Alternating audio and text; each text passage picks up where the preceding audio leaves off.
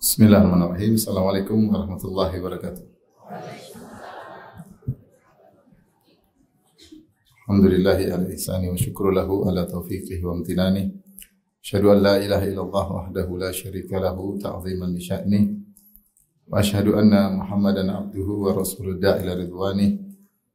Allahumma shalli alaihi wa ala alihi wa ashabihi wa ikhwani. Hadirin hadirat yang dirahmati Allah Subhanahu wa taala. Kita lanjutkan pembahasan kita dari Kitab Riyadhus Shalihin, masih dalam hal-hal yang dilarang.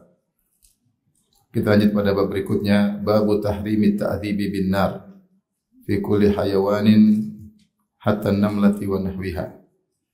Bab larangan mengazab atau menyiksa dengan api pada seluruh hewan. Tidak boleh menyiksa hewan dengan api, bahkan semut pun tidak boleh dan yang semisalnya. Kita tidak boleh menyiksa hewan dengan api, bahkan tidak boleh, semut pun tidak boleh. Kemudian Al-Imam Nawawi rahimahullah membawakan hadisnya, beliau berkata, an Abi Hurairah radhiyallahu anhu qala, dari Abu Hurairah radhiyallahu anhu beliau berkata, ba'athana Rasulullah sallallahu fi ba'thin. Rasulullah sallallahu mengutus kami dalam suatu ba'ath, utusan.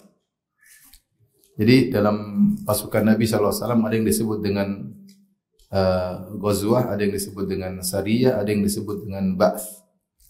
Kalau Ghazwah, yaitu Rasulullah ikut serta dalam perang tersebut, ya. Seperti Ghazwat Uhud, Ghazwat Khandaq, Ghazwat Badar, ini berarti pasukannya Rasulullah SAW ikut serta. Kalau Sariyah, yaitu pasukan yang cukup besar, tapi Rasulullah SAW tidak ikut. Rasulullah SAW tidak ikut, ya. Dan banyak sarwaya, yaitu Sariyah yang pasukan-pasukan yang Rasulullah SAW kirim untuk peperangan, namun beliau tidak ikut.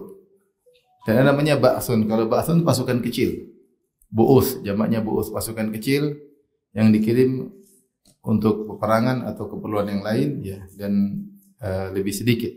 Ini istilah dalam apa? Dalam pasukan-pasukan Nabi. Jadi ada Ghazwah, ada Sariyah, ada Ba'th. Kata Abu Hurairah, Rasulullah SAW mengutus kami dalam satu pasukan kecil. Faqala, Rasulullah berkata, in wajadtum fulanan wa fulanan li rajulaini min Quraisyin sammahuma. Kata Nabi, kalau kalian dapati si fulan dan si fulan, Rasulullah sebut namanya. Dua orang ini si fulan dari Quraisy, Rasulullah sebutin namanya.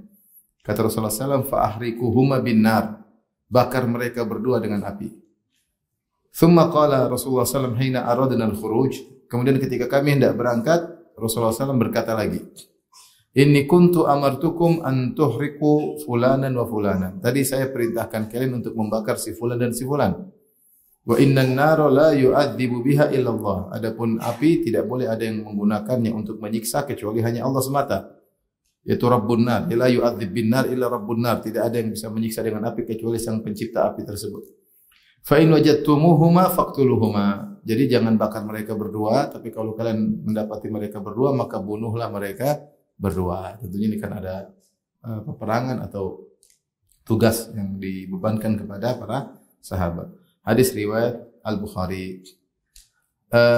Hadis ini menjelaskan bahwasanya tadinya Rasulullah SAW memerintahkan, mungkin dengan ijtihad beliau, memerintahkan untuk membunuh dua orang yang mungkin melakukan kejahatan sangat parah, untuk dibunuh tapi dengan dibakar.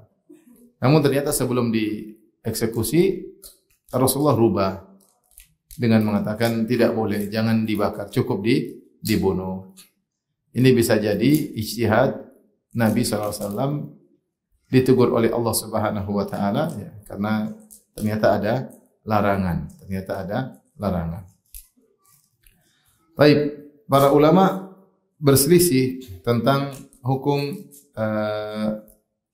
membakar orang dengan api, ya. Bakar orang lain dengan api, ya. Ada yang mengatakan tidak boleh secara mutlak. Mau orang tersebut dia karena bunuh orang dengan membakar, dengan sadis, orang yang membunuh ini meskipun diqisas tidak boleh dibakar. Pendapat sebagian ulama yang lain mengatakan boleh kalau dia ternyata membunuh orang dengan membakar, dia juga dibakar. Sebagai hukuman yang setimpal, dan kita tahu namanya qisas adalah memberi hukuman dengan setimpal. Mereka mengatakan boleh, mereka berdalil dengan kisah Al-Uraniyin. Al-Uraniyin adalah sekelompok orang yang mereka tinggal di kota Madinah, berhijrah, kemudian mereka menyatakan Islam. Fajtawul Madinah, kemudian mereka merasa mereka sakit, tidak kuat dengan kondisi cuaca Madinah, dan dahulu kota Madinah itu kalau orang tinggal sering kena demam. Seperti kalau orang ke Papua kena malaria. Dulu Madinah itu tempat demam. Sehingga mereka tidak kuat, akhirnya Rasulullah mengizinkan mereka untuk pergi. Ternyata ketika mereka pergi meninggalkan kota Madinah, ternyata mereka murtad, mereka membunuh para penggembala kambing atau onta-onta zakat. Jadi ada onta-onta itu merupakan harta zakat, onta-onta tersebut penggembalanya dibunuh dan disiksa oleh orang-orang tadi yang mereka murtad dan mereka menyiksa. Akhirnya Rasulullah SAW suruh tangkap. Kemudian Rasulullah SAW siksa mereka. Rasulullah SAW siksa mereka, di antaranya mata mereka diletakkan besi yang panas ditaruh di mata karena mereka menyiksa. Karena mereka menyiksa, mereka pun disiksa. Sehingga sebagian ulama berpendapat kalau ada seorang membunuh dengan cara sadis dengan membakar, maka dia juga jangan dibunuh biasa, dia juga harus dibakar. Kalau ada yang membunuh dengan memukulkan batu di kepala orang, dia juga dipukul seperti itu. Ya. Ini pendapat. Dan buktinya Rasulullah SAW pernah membunuh dengan meletakkan besi panas di mata seseorang, kemudian dijemur sampai meninggal dunia. Minum tidak dikasih minum. Kenapa? Karena dia juga menyiksa penggembala onta Nabi seperti itu. Ini disebut dengan qisas. Wallahu a'lam bishawab. Dua-dua punya pendapat ya. Meskipun saya lebih condong pada pendapat tidak perlu dibakar. Karena Rasulullah SAW menyebut sebabnya, yaitu tidak boleh membakar kecuali Allah Subhanahu wa taala. Rasulullah mengatakan, "Wa innan nara la yu'adzibu biha illa Allah." Sungguhnya api tidak boleh digunakan sebagai alat menyiksa kecuali yang menciptakan api tersebut. Ini jelas. Adapun kisah Nabi sallallahu alaihi wasallam meletakkan besi panas di mata seorang, dijemur di bawah matras sampai mati, maka itu tidak membakar. Itu bukan membakar.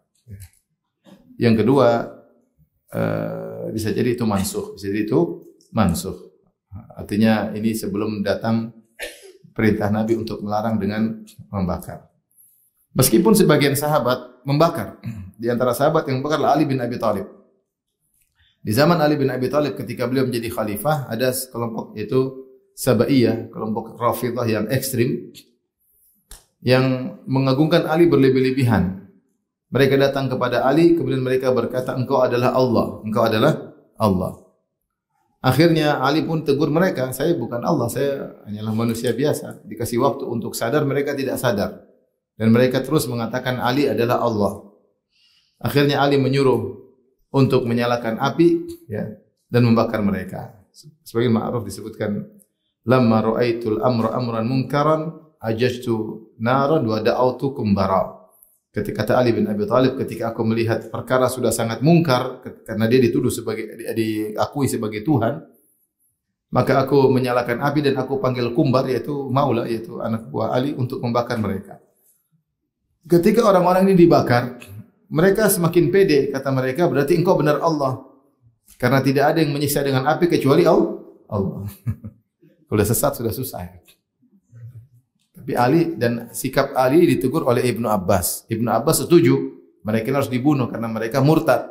Menganggap Ali sebagai Tuhan, murtad atau bukan? Murtad. Tapi Ibnu Abbas tidak setuju dengan cara Ali membakar mereka. Tapi intinya Allah lebih yang hati-hati, jangan membakar. Jangan membakar. Buktinya Ali diselisih oleh Ibnu Abbas. Dan dalam kaidah kalau sahabat berselisih, berarti kita cari pendapat yang lebih kuat di kalangan para sahabat.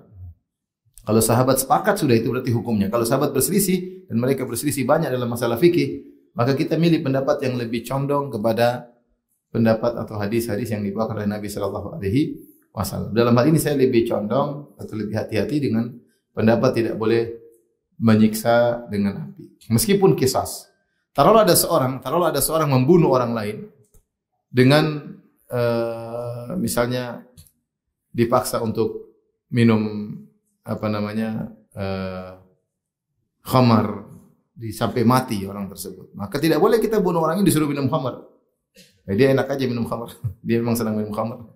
misalnya, atau dia bunuh orang dengan kasih narkoba sampai mati orang tersebut, maka tidak boleh, tidak usah kita mengkisos orang ini juga dengan dikasih narkoba.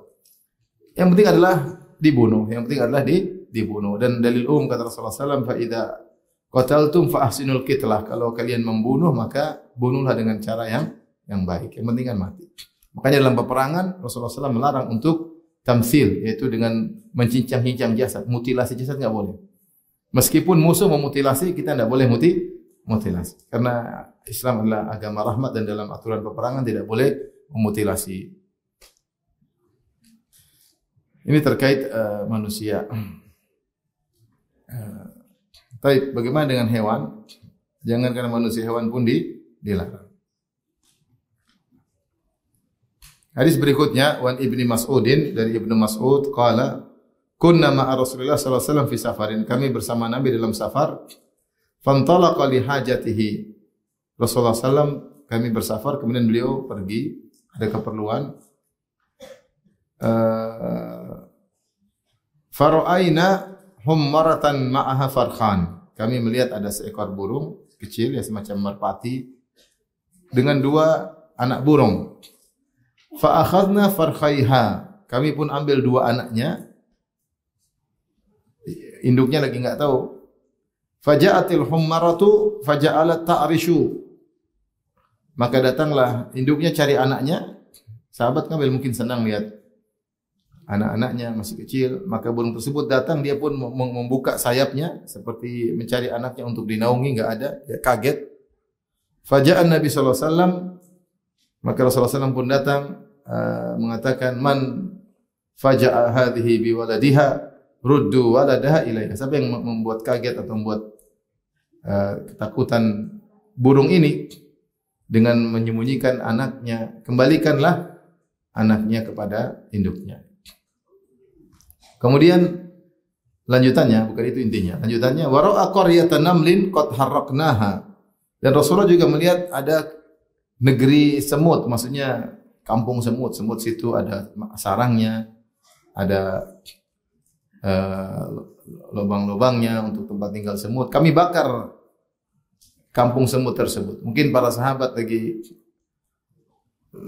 bersandar atau lagi tidur satu tempat, tahu-tahu diganggu semut. Ya, maksudnya tidurnya di istana semut. Ya. Semutnya terganggu. Maka semutnya keluar, kemudian menggigit mereka mungkin ya. Akhirnya mereka bakar karena mengganggu. Semut-semut ini mengganggu. Nggak mungkin sahabat membakar tanpa ada tujuan. Kemungkinan besar semut-semut tersebut memang mengganggu. Maka mereka bakar. Maka Rasulullah SAW bertanya, man harraqa hadhi? Siapa yang membakar kampung semut ini, yaitu sarang semut dan tempat tinggal semut? Qulna nahnu. Kata kami ya Rasulullah, kami yang bakar. Maka Rasulullah SAW berkata, innahu la yanbaghi an yu'adziba bin nari illa rabbun nar. Sungguhnya tidak pantas untuk menyiksa dengan api kecuali sang pencipta api. Yang boleh menyiksa kalian enggak boleh. Kalau Allah nanti akan menyiksa dalam api neraka, adapun kalian tidak boleh.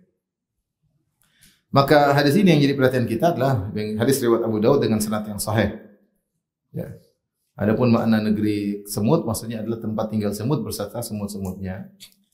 Maka di sini menjelaskan tidak boleh seorang membakar hewan, ya. Meskipun hewan tersebut mengganggu sebisa mungkin kecuali darurat. Taruhlah kita nangkap tikus masuk ke ini, jangan dibakar tikus tersebut. Jadi tikus panggang, jangan. Tikus kalau memang harus dibunuh, tidak ada cara lain, tidak kasih racun tidak mati, masukin dalam air sampai dia mati. Jangan dibakar. Meskipun dia mengganggu tidak boleh. Ya. Hewan kalau bisa dibunuh tanpa harus dibakar, maka jangan dibakar. Kecuali darurat tidak ada cara lain kecuali dengan membakar. Bahkan demikian juga dalam masalah jihad. Kalau jihad terjadi peperangan, tidak bisa sampai menghantam lawan kecuali dengan bakar, maka itu dibolehkan. Tapi darurat, selama bisa dilumpuhkan tanpa harus dengan membakar, maka tidak boleh membakar. Maka hukum asal membakar hewan, membakar manusia, hukum asalnya adalah haram. Dan itu benar-benar penyiksaan, Penyiksaan. Makanya Allah sebutkan tentang kisah Ashabul Ukhdud, ya. Mereka dibakar oleh raja yang zalim. Kata Allah Subhanahu wa taala, "Innal ladzina fatanul mu'minina wal mu'minati tsumma lam yatubu." Sungguhnya orang-orang yang membakar kaum mukminat. Digalilah ukhdud, yaitu parit, dinyalakan api kemudian dimasukkan untuk dibakar. Jadi di antara bentuk penyiksaan yang kejam adalah dengan membakar. Maka tidak boleh kita membakar, jangankan manusia, hewan pun tidak boleh kita bakar kecuali darurat,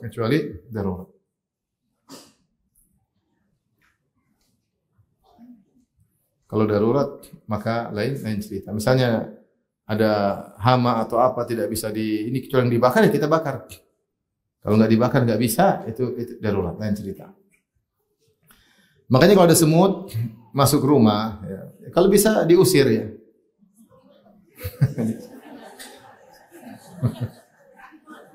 Diusir. Suruh pergi semut, pergi.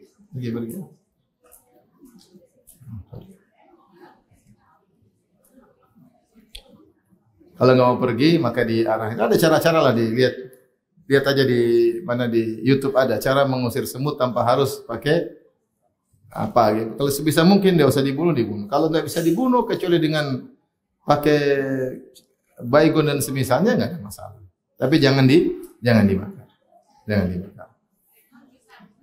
Sebaiknya jangan, diusir dulu. Usir aja ya. Siapa tahu dia pergi ya. Nggak usah pakai makoli, kelusir aja. Keluar.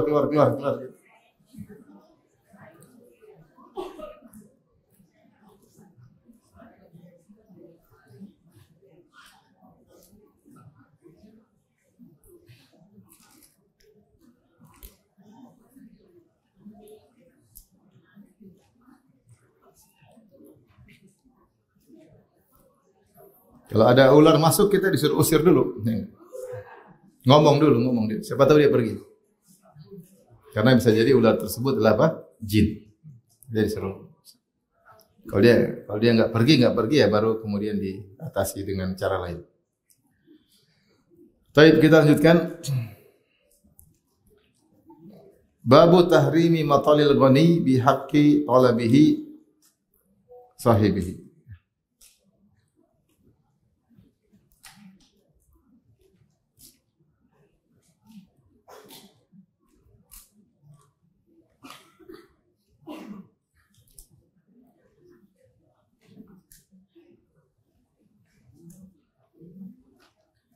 Bab tentang pengharaman matalil ghani bihaq. Ya. Jadi larangan menunda-nunda membayar hutang padahal mampu untuk bayar hutang. Sudah ditagih, sudah jatuh tempo, kemudian dia nunda-nunda. Al-Imam Nawawi rahimahullah membawakan jadi babu tahrimi matal ghani bihaqqin talabahu sahibuhu. Babu tahrimi matalil ghani bihaqqin talabahu sahibuhu. Bab tentang pengharaman orang yang bisa bayar hutang dan udah bayar hutang jika yang kasih hutang nagih. Kalau yang kasih hutang apa nagih. Kemudian Imam Nawawi rahimahullah membawakan dalil dari Al-Quran maupun Sunnah. Adapun dari Al-Quran, qala Allah Ta'ala, Allah berfirman, innallaha ya'murukum an tu'addul amanati ila ahliha. Sungguhnya Allah telah memerintahkan kalian untuk menunaikan amanat kepada ahlinya, itu kepada pemegang amanah tersebut atau yang memiliki amanah tersebut, yang punya tersebut. Jadi di antara amanah yang kita pegang adalah kalau kita punya uang sama orang, sungguhnya orang yang pinjam uang itu, yang minjamkan uang sama kita itu orang baik, apalagi zaman sekarang. Sekarang orang mau pinjamin uang aja susah. Kalau ngasih mungkin sedikit orang bisa, tapi kalau kita ada orang pinjam uang sama kita, biasanya dia kan butuh uang yang cukup banyak.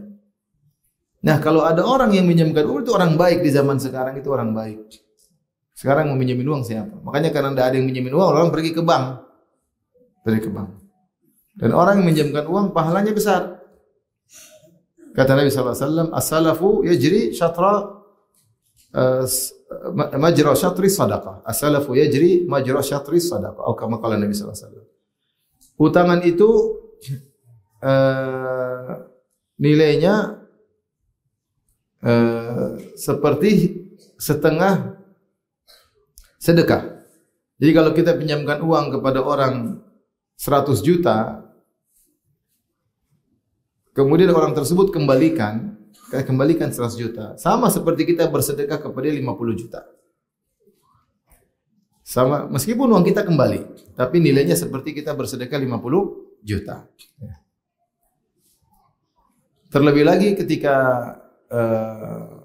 dia pinjam dalam kondisi perlu, dalam kondisi ada keperluan mendesak, kita membantu dia dari sisi kita pinjamkan uang, dari sisi uang itu digunakan untuk menghilangkan kondisi berat yang dia hadapi.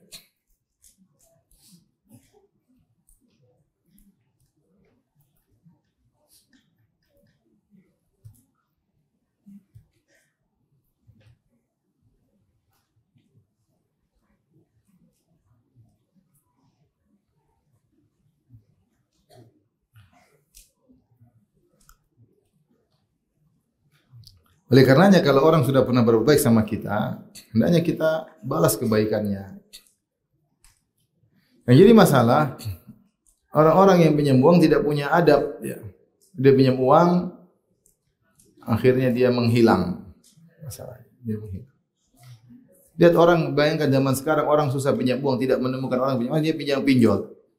Udah pinjol dikasih kena rentenir, kemudian bunganya sekian-sekian banyak, sampai di antara mereka ada bunuh diri. Ini ada orang baik-baik pinjamin duit, ya kita harusnya kembalikan. Apalagi tanpa ada bunga, dengan tulus, harusnya kita amanah. Kita kembalikan. Bukan seperti sebagian orang ketika pinjam uang kemudian menghilang, ganti nomor telepon ya. Kamu kok ganti-ganti nomor telepon terus? Ini ciri-ciri orang banyak utang. Tapi saya sering ganti, tapi saya enggak ya. Saya ada nomor telepon sudah yang ke-28. Kemarin saya ganti, ada kawan, ya Firanda orang Saudi. Ini sudah nomor 28 ini. Firanda 1, Firanda 2, sampai Firanda nomor 28. Bukan karena saya banyak utang, ya jangan salah. Kalau kita nggak bisa bayar, kita laporan, maaf belum ada, mohon maaf, minta uzur. Ini nggak ada. Sampai akhirnya begitu tidak punya adab, sampai yang meminjamkan uang akhirnya ngemis-ngemis. Bayar dong utangmu, bayar dong, ngemis-ngemis. Sampai ngemis. Udah segini aja. sampai ngemis-ngemis. Sampai di antara yang maju, saya pernah dikeluhkan sama seorang kawan, dia pinjam uang sama kawan saya, ketika dia tagih, kawan saya yang satunya marah-marah ditagih. Kenapa kamu dimarahin? Dia bilang, kamu nih gimana? Minggu lalu saya punya uang, kamu nggak nagih. Sekarang saya nggak punya uang, kamu nagih. Jadi subhanallah, adab udah nggak ada. Kenapa bisa demikian? Orang kalau udah pegang uang, hatinya pingin belanja, pingin ngembangin uang tersebut. Sehingga dia tidak berpikir untuk bayar utang. Dia lupa bahwa uang utang itu amanah, dia lupa. Dia pingin kembangin, pingin beli, nanti itu gampang-gampang. Dia pingin belanja. Padahal itu amanah. Paling tidak kamu kembalikan, dia sudah berbuat baik pada kamu. Ini malah ditunda-tunda. Bahkan sebagian orang misalnya, dia kumpulin uang, terus bikin mudharabah, dia kerja, waktunya kembalikan modal dia tidak kembalikan, nanti ternyata dia olah lagi sampai hasil menghasilkan, kemudian ini baru dia kasih belakangan. Ini semua hasil olahan haram hukumnya, karena dia menggunakan uang yang bukan hak dia. Harusnya dia sudah wajib untuk mengembalikan, tapi dia karena tamak, dia kelola, kemudian ini nggak boleh seperti ini, nggak boleh. Karena sudah jatuh tempo, kok tidak bayar, nah boleh. Maka seorang harus sadar bahwasanya hutang itu amanah. Jadi harusnya kalau orang punya hutang, dia pertama kali dia pikir gimana saya bisa ngelunasi. Setiap ada kesempatan saya cicil. Namun ini susah. Banyak orang yang pinjam uang nggak begitu pikirannya. Nanti aja dia punya uang, nanti aja, belum jatuh tempo, nanti aja.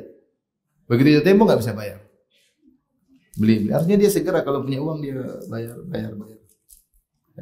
Kenapa dia tidak menganggap itu sebagai amanah? Makanya Allah mengatakan, innallaha ya'murukum an tu'addul amanati ila ahliha. Allah perintahkan kalian untuk mengembalikan amanah kepada pemiliknya. Kata Allah juga, fa in amina ba'dukum ba'dhan falyu'addil ladzi tumina amanatahu. Kalau kalian saling merasa amanah di antara kalian, itu kalian sedang bersafar, kalian berhutang tanpa dicatat tapi saling percaya, maka hendaknya ditunaikan amanah tersebut. Kalau waktunya bayar hutang, bayar hutang. Makanya bayar hutang ini bukan seorang berusaha hidup tanpa hutang, tapi itu mustahil ya. Mustahil kecuali waktu lahir langsung jadi pangeran, prince ya mungkin. Meskipun rajanya punya hutang, dianya enggak.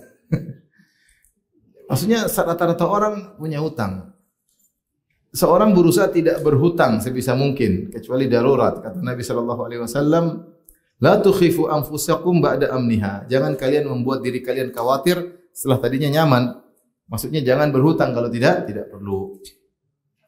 Sebagian orang kelihatannya kaya tapi penuh hutang. Rumahnya ada hutang ternyata. Mobilnya ada hutang ternyata. Jam tangan ada ternyata hutang. Tas istri bagus hutang. Bermerek branded hutang. Lama-lama suaminya jadi bandit. Branded melulu ya. Jadi sebagian orang hidup dalam khayalan. Makanya orang-orang yang terlilit hutang dengan merasa bisa bayar, begitu kena corona habis, musim Covid habis, mereka tidak punya pemasukan, habis mereka. Habis. Karena selama ini mereka hidup dalam apa? Seorang berusaha hidup semampunya, utang kalau perlu mendesak. Kalau nggak perlu nggak usah. Ya, berusaha hidup secukupnya yang Allah berikan pada kita. Jangan style hidup terlalu tinggi sehingga kita tidak mampu. Apalagi hadis-hadis menunjukkan tentang bahayanya tidak mau bayar hutang ya, menggampangkan hutang. Sampai orang berjihad fisabilillah pun tidak bisa masuk surga kalau tidak bayar hutang. Makanya Rasulullah SAW dulu kalau ada yang meninggal, Rasulullah tanya, ini mayat sudah bayar hutang belum? Kalau belum, Rasulullah tidak mau sholatin. Kalau belum bayar hutang, Rasulullah SAW tidak mau sholatin orang tersebut. Rasulullah berkata, sallu ala sahibikum. Kalian aja yang sholatin, saya enggak. Ya.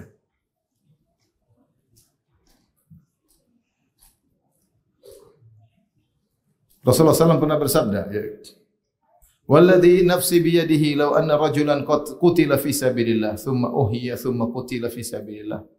Seandainya demi zat yang jiwaku berada di tangannya. Seandainya seorang terbunuh di jalan Allah, kemudian dia dihidupkan, kemudian dia berjihad lagi, meninggal lagi, kemudian dia hidup lagi, summa asya, summa qutila, kemudian terbunuh lagi fi sabilillah, 3 kali jihad, bukan sekali jihad, 3 kali jihad. Ma dakhalal jannah, dia tidak akan masuk surga hatta yaqdiya dainahu, sampai dia bayar hutangnya. Ini gampang-gampangin hutang. Kalau hutang dicatat dan segera bayar, kapan ada kesempatan bayar, ini santai-santai. Terkadang malah husnuzon tidak pada tempatnya. Teman saya baik, paling sudah dilunasin, paling dia merasa sudah diikhlaskan. Paling sudah diikhlaskan. Coba tanya dulu. Dia enggak pernah nagih kok, mungkin sudah ngikhlasin. Ini husnuzon tidak pada tempatnya. Mungkin dia malu minta tagihan. Sudah dikasih isyarat, disindir, kamu tidak tersindir masalahnya. Maka hati-hati masalah hutang. Zaman sekarang orang hidup dengan hutang. Apalagi kemudian ada kartu-kartu yang membuat orang semakin berani apa? Berhutang. Pegang padahal seakan uangnya banyak, padahal apa? Hutang. Jadi terpancing untuk membeli di luar kebutuhannya. Ada kartu.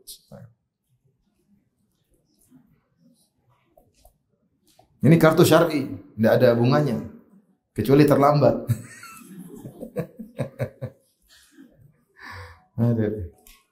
Kalau tidak darurat jangan.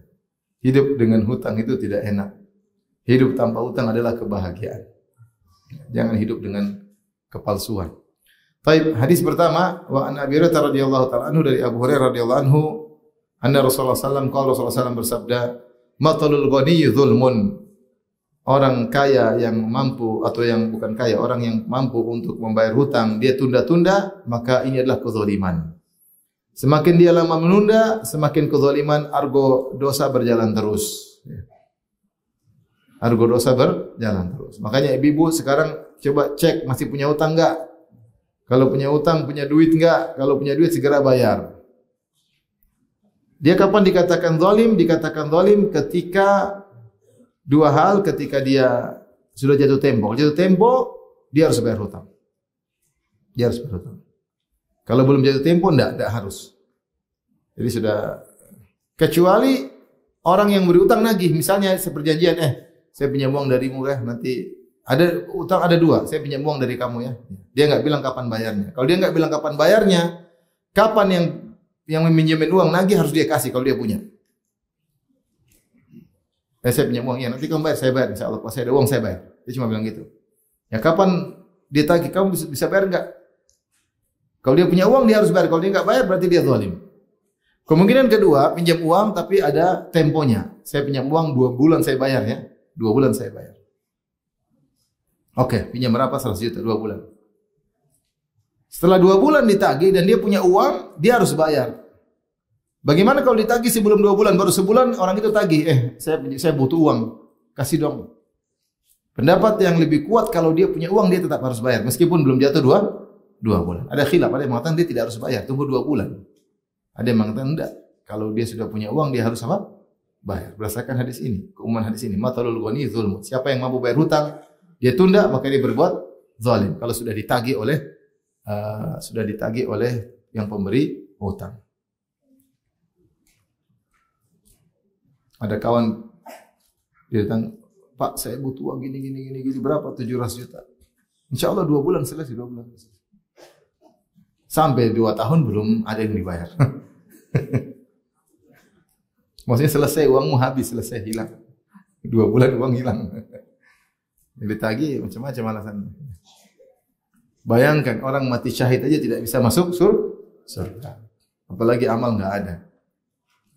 Amal sedikit, punya hutang. Rasulullah aja tidak mau menyolatkan orang yang punya hutang meninggal. Ini menunjukkan bahwasanya ini dosa besar. Ya. Dosa besar. Karena dia berbuat zalim. Sampai dalam hadis ada Rasulullah ingin menyolatkan seorang, kemudian Rasulullah tanya dia punya hutang enggak? Punya. Kalau gitu saya enggak salatin, kata seorang sahabat, saya yang tanggung hutangnya. Ya sudah Rasulullah salatin. Setelah itu Rasulullah ketemu lagi. Sudah kau lunasi hutangnya? Akhirnya setelah dilunasi kata Rasulullah, sekarang dia baru dingin ya. Berarti sebelumnya dia kepanasan. Maka ibu-ibu jangan memotivasi suami untuk apa? Banyak hutang. Pengen beli kulkas baru, hutang Mas, hutang. Itu ada promo.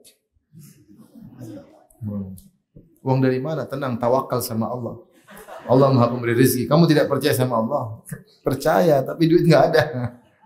Ini kulkas masih bisa kok. Enggak apa-apa, waktunya ganti ya.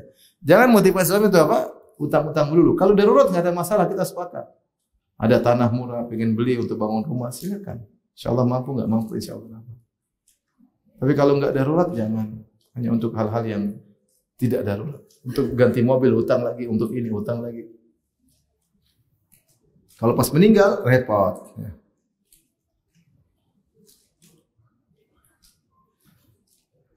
Jadi siapa yang punya hutang, kemudian dia mampu bayar, tidak bayar, maka dia berbuat zalim dan argo dosanya jalan terus. Jadi kita tahu dosa kezaliman besar pada hari kiamat. Az-zulm zulumatun yaumal qiyamah. Kezaliman adalah kegelapan yang bertubi-tubi pada hari kiamat kelak. Wa idza utbi'a ahadukum ala mali'in falyatba. Kata Nabi, jika salah seorang dari kalian disuruh untuk menagih, dialihkan kepada pembayarannya kepada orang yang kaya mampu, maka hendaknya dia nurut. Misalnya si A memberi hutang kepada si B. Kemudian ketika si A nagih, kata si B, saya enggak bisa, kamu nagih aja ke si C. Dia yang tanggung hutangku. Kalau si C menyetujui dan dia orang kaya dan dia bukan orang yang suka mematalah, suka nunda-nunda, maka tidak mengapa, hendaknya si A nurut untuk memudahkan. Ya, si C bilang saya yang tanggung, sudah nagih sama saya aja. Maka kalau si B ngalihkan ke si C, maka kata Nabi, hendaknya engkau A, ikuti aja. Ya sudah pindah ke C, enggak usah lagi ke si B. Dengan syarat si C memang mampu untuk apa? Bayar sesuai dengan jatuh tempo yang telah ditentukan. Kalau ternyata si C sama dengan si A, si B ngapain? Ya. Ternyata juga suka menunda-nunda, ngapain ya? Ini sekedar untuk memudahkan, maksudnya jika salah seorang kau dialihkan kepada, jangan kau tolak. Yang penting kan utangmu selesai, pinjamanmu, piutangmu dibayarin. Yang penting gitu. Mau lewat siapa nggak ada masalah. Ya.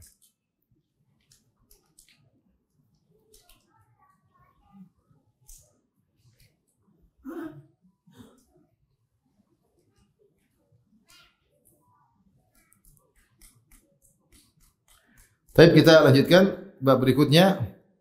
Bab karahatu audil insani fi hibatin lam yusallimha ilal mauhubi lahu. Bab makruhnya seorang kembali dari pemberiannya, hibahnya sebelum dia menyerahkannya kepada orang yang dihadiahkan. Jadi maksudnya saya bilang, saya akan berikan hadiah kepada kamu ya, sebuah sepeda. Sudah, kamu itu sepeda milikmu. Terus saya belum kasih. Terus saya bilang enggak jadi deh. Itu namanya kembali setelah. Tapi sepeda belum pindah tangan, paham? Beda kalau sudah pindah tangan, kasusnya beda lagi. Ini kasus yang disebut oleh Imam Nawawi dalam judulnya, seorang membatalkan pemberiannya kepada orang lain sebelum dia menyerahkan kepada orang lain. Bagaimana hukumnya? Katanya makruh. Wa fi hibatin wahabaha liwaladihi. Demikian juga hadiah yang sudah atau pemberian yang sudah diberikan kepada anaknya, dia ingin batalin enggak jadi. Wa sallamaha, dan dia sudah kasih kepada anaknya. Aula yusallim lam yusallimha, atau dia belum kasih kepada anaknya. Wa karahatu syira'ihi syai'an tasaddaqa bihi min alladhi tasaddaqa alaihi. Dan juga hukumnya makruh dia membeli barang yang barang tersebut dia sedekahkan kepada orang lain. Ya. Terus orang itu jual lagi. Misalnya saya kasih motor sama orang, ini hadiah pemberian buat kamu. Terus ternyata orang itu butuh uang. Beli lagi dong. Boleh enggak kita beli lagi? Ini makruh hukumnya. Meskipun barang sudah kita dia enggak mampu, dia jual lagi. Atau misalnya dia ternyata tidak gunakan motor tersebut, dia parkir aja. Jadi kita pengen kita dapat pahala, ternyata dia tidak pakai. Kita bilang udahlah, daripada kau tidak pakai, saya beli aja ya. Saya beli lagi. Ini hukumnya makruh. Au akhrajahu an zakatin au kafaratin au nahwiha. Atau sesuatu yang dia sudah keluarkan sebagai zakat, sebagai kafarah, sudah kasih, dia ambil lagi, maka jangan. Wal ba'sa bi syira'ihi min syakhsin akhar qad intaqala ilaihi. Tapi kalau si A memberi pemberian kepada si B, ternyata si B sudah jual ke si C, dia boleh beli dari si C. Bukan dari orang yang langsung dia kasih. Ini judul bab panjang. Baik, kita tahu bahwasanya pemberian kepada orang lain ada beberapa. Yang pertama, pemberian wajib yang kadarnya tertentu kepada orang-orang tertentu, namanya zakat. Itu namanya apa? Zakat. Pemberian tertentu, ukuran tertentu, kadar untuk orang tertentu, namanya zakat.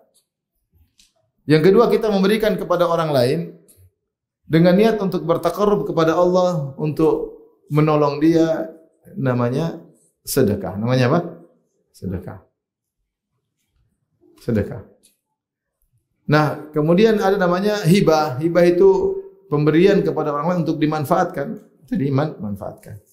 Tentu semua kita cari pahala, kita kasih untuk namanya hibah. Yang keempat, pemberian kita berikan untuk mengambil hati orang tersebut, untuk semakin saling mencintai, namanya hadiah. Namanya apa? Hadiah. Hadiah. Ini ada kadang ada makna-makna yang mirip, tapi ini mana yang lebih spesifik. Ada zakat, ada sedekah, ada segala wajib sedekah sunnah, ada hibah, pemberian, ada namanya hadiah. Rasulullah mengatakan hadu tahabu, salinglah memberi hadiah, maka kalian sering akan mencintai. Ya. Kita kasih orang, terkadang orang itu kaya, nggak mungkin kita bilang ini sedekah, dia udah kaya. Dia bilang apa? Hadiah. Baik, kemudian Al-Imam Nawawi rahimahullah membawakan beberapa hadis. Yang pertama, ini Ibnu Abbas radhiyallahu anhu, dari sahabat Ibnu Abbas radhiyallahu anhu, anna Rasulullah sallallahu alaihi wasallam bersabda, "Alladzi ya'udu fi hibatihi kal kalbi yarji'u fi qai'ihi." Seorang yang membatalkan hadiahnya seperti anjing yang menjilat kembali muntahnya. Ini hadis riwayat Bukhari dan Muslim. Ini perumpamaan yang sangat buruk. Pertama, muntah adalah menjijikkan, ya. Apalagi dijilat kembali. Maka orang tersebut diperumpamakan seperti anjing, dan kita tahu kita dilarang untuk meniru hewan yang seperti itu. Dan ketika disamakan dengan anjing berarti ini adalah suatu yang buruk. Apalagi disamakan dengan menjilat, bukan menjilat ludah kembali, menjilat apa? Muntah kembali. Wa fi riwayatin, dalam riwayat yang lain, mathalul ladzi yarji'u fi sadaqatihi kamathalil kalbi yaqi'u tsumma ya'udu fi qai'ihi fayakuluhu. Perumpamaan seorang yang menggagalkan atau membatalkan sedekahnya, sudah kasih sedekah dia ambil lagi, seperti anjing yang muntah, kemudian dia kembali ke muntahnya, dia jilat lagi muntahnya. Dan muntah dia pergi, dia balik lagi jilat muntahnya. Wa fi riwayatin, dalam riwayat yang lain, al-aidu fi hibatihi kal aidi fi qai'ihi. Orang yang membatalkan hibahnya, yaitu pemberiannya, seperti orang yang kembali jilat muntahnya sendiri. Baik, semua ulama sepakat, ya, atau pendapat yang sangat kuat, ya. Memang ada khilaf, tapi pendapat sangat kuat kalau sudah kasih hadiah atau pemberian tidak boleh dibatalkan. Hukumnya haram. Hukumnya haram. Ya. Jadi seorang sudah kasih, kemudian dia bilang, enggak jadi, saya ambil lagi. Tidak boleh dibatalkan. Kata para ulama, kecuali orang tua kepada anak. Orang tua kepada anak. Orang tua ada kasih hadiah sama anaknya, anaknya sudah terima, diambil lagi, tidak mengapa. Karena Rasulullah mengatakan, anta wa maluka li abik. Rasulullah pernah berkata kepada seorang ini mengeluh, ya Rasulullah, orang tuaku datang mengambil hartaku. Ya, mungkin dalam kondisi keperluan mendesak. Maka Rasulullah berkata, anta wa maluka li abik. Kau dan dirimu dan hartamu milik ayahmu. Dirimu dan hartamu milik ayahmu. Sehingga kalau orang tua memberi harta kepada anak, kemudian diambil lagi, maka tidak jadi masalah. Karena memang engkau dan hartamu milik ayahmu. Apakah hadiah tersebut, pemberian tersebut sudah diterima oleh sang anak atau belum, tidak jadi masalah. Ini jadikan judul oleh Imam Nawawi tadi. Ya.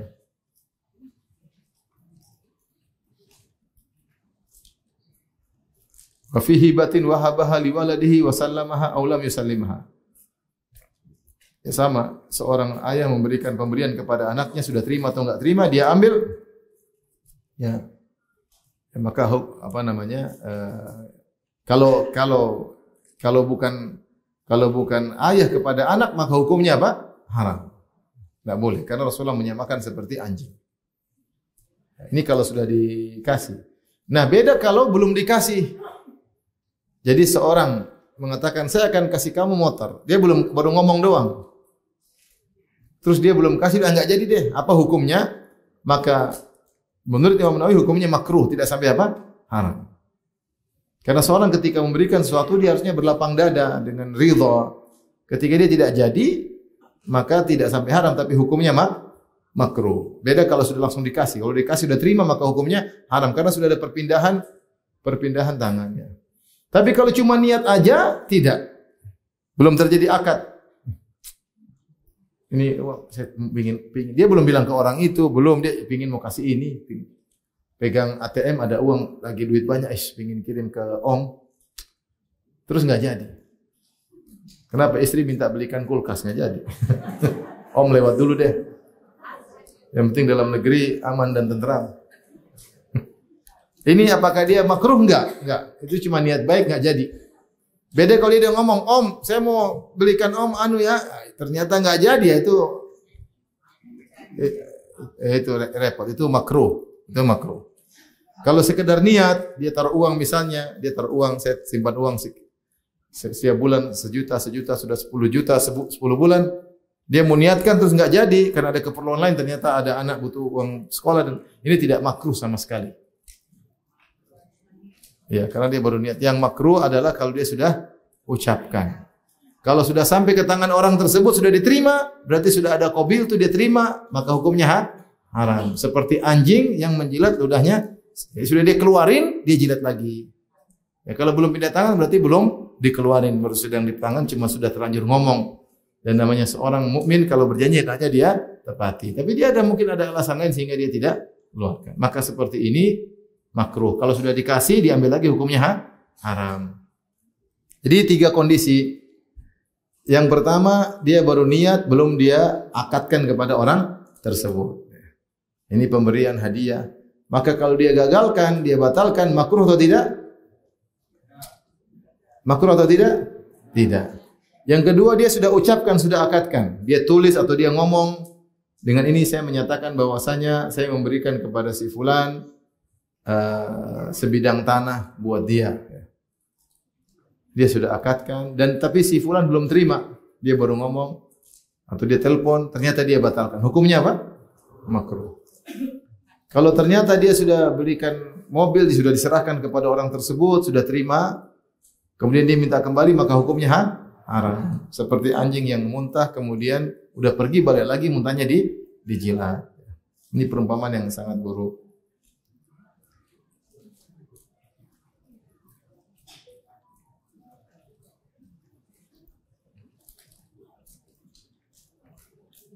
Oleh karena diriwayatkan dari Aisyah radhiyallahu anha bahwasanya Abu Bakar pernah memberikan hadiah kepada Aisyah berupa harta. Tatkala Abu Bakar sakit, Abu Bakar berkata, "Ya bunayya ma ahad ahabbu ilayya ghinan ba'di minki. Wala ahad a'azzu alayya faqran minki." Wahai Aisyah, wahai putriku, tidak ada orang yang aku ingin kalau aku meninggal yang paling berkecukupan ada seperti engkau. Aku ingin engkau berkecukupan. Dan tidak ada seorang pun yang aku sedihkan kalau aku meninggal dia miskin kecuali engkau. Itu aku sedih. Berat bagiku kalau engkau miskin. Tapi saya sudah pernah kasih kau hadiah. Ya. Aku ingin engkau harta tersebut saya belum kasih, kau belum terima. Bagaimana kalau harta tersebut saya jadikan warisan sekarang? Ya. Karena kau masih punya saudara yang lain. Ya. Maka bagilah harta tersebut sesuai dengan kitabullah. Maka Aisyah pun setuju. Jadi dia mau kasih hadiah ternyata belum diterima. Kemudian keburu meninggal. Sebelum meninggal dia bilang udah itu jadikan harta apa? Warisan. Ini dalil boleh.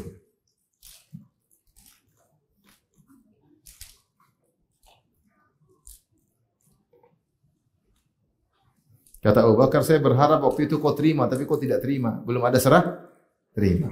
Maka sekarang sebaiknya jadi harta warisan. Ini dalil bahwasanya sebelum dikasih kalau belum serah terima masih boleh kalau ada manfaat yang lain.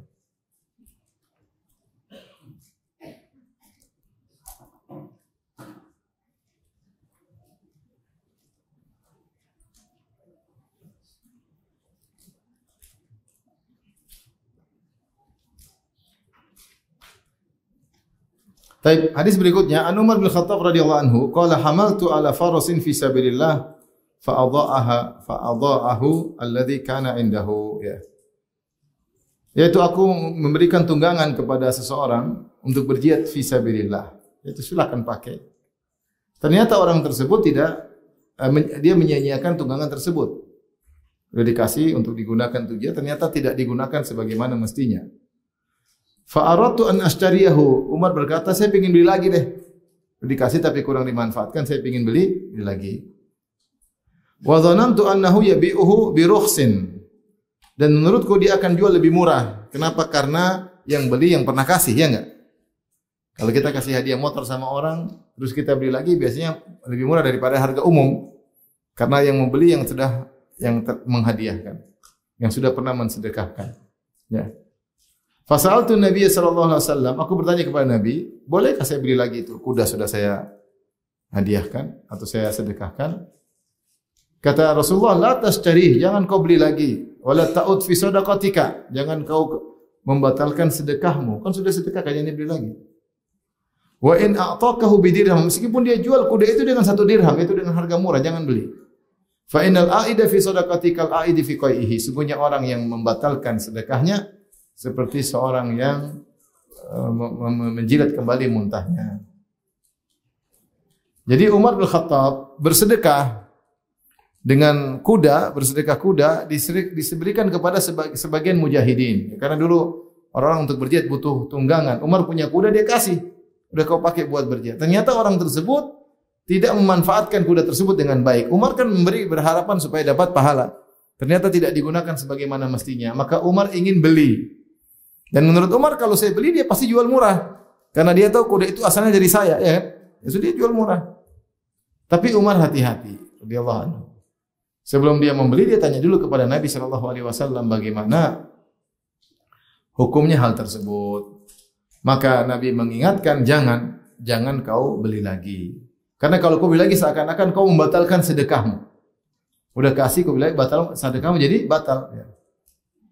Meskipun dia jual dengan 1 dirham dengan harga sangat murah, jangan kau beli. Karena orang yang membatalkan sedekahnya seperti orang yang sudah muntah, jilat lagi muntahnya. Beda kalau orang ini sudah jual kudanya ke orang lain. Kata Imam Nawawi tidak mengapa. Ini pendapat Imam Nawawi. Imam Nawawi mengatakan sudah, jangan beli lagi. Kau kasih dia motor, dia jual karena butuh duit, dia jual motor ke orang lain, enggak usah kau beli, sudah biarin aja, biar sedekah. Karena seakan-akan itu motor kembali lagi kepada kamu. Kalau Imam Nawawi mengatakan tidak apa-apa. Tidak apa-apa. Yang mengapa yang tidak boleh itu kalau kita beli langsung kepada orang yang kita kasih. Kalau dia jual ke orang, kita boleh beli lagi. Tapi sebaiknya mengatakan sebaiknya tidak usah sama sekali. Udah dia jual biar orang lain yang beli. Kau enggak usah cari motor yang lain. Kalau memang butuh motor, dan itu pendapat lebih hati-hati. Baik, mungkin sampai sini saja kajian kita ya. Allah Ta'ala alam bisawab. Demikian saja. Wabillahi taufiq. Assalamualaikum warahmatullahi wabarakatuh.